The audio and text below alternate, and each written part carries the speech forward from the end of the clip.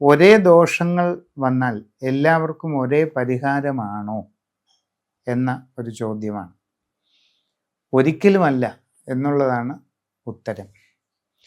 ദോഷാനുഭവങ്ങൾ ഒരുപോലെ ആയിരുന്നാലും ആ രണ്ട് വ്യക്തികളുടെ ജാതകമെടുത്ത് വിശകലനം ചെയ്യുമ്പോൾ അതിന് കാരണമായിരിക്കുന്ന ഗ്രഹസ്ഥിതി വ്യത്യസ്തമായിരിക്കും.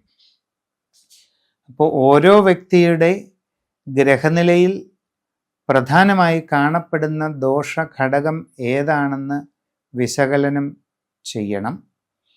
തുടർന്ന് ആ വ്യക്തിയുടെ തൊഴിൽ, ജീവിതാവസ്ഥകൾ, പ്രായം, ജീവിതത്തിൻ്റെ പ്രത്യേകതകൾ, സ്ഥലം, ഇങ്ങനെ ഓരോ വ്യക്തികളുമായി ബന്ധപ്പെട്ട മറ്റനേകം കാര്യങ്ങൾ വിശദമായി കണക്കിലെടുത്ത് ആ സാഹചര്യങ്ങൾക്ക് അനുസരിച്ച് ആ ആളിൻ്റെ ഗ്രഹനിലയിലെ ദോഷസ്ഥിതി എന്താണെന്ന് കൂടി പ്രത്യേകം പരിഗണിച്ച് പൊതുവെ നമ്മൾ ഒരു നിഗമനത്തിലെത്തുകയാണ് ദോഷപരിഹാരങ്ങളെക്കുറിച്ച് ചെയ്യുന്നത്.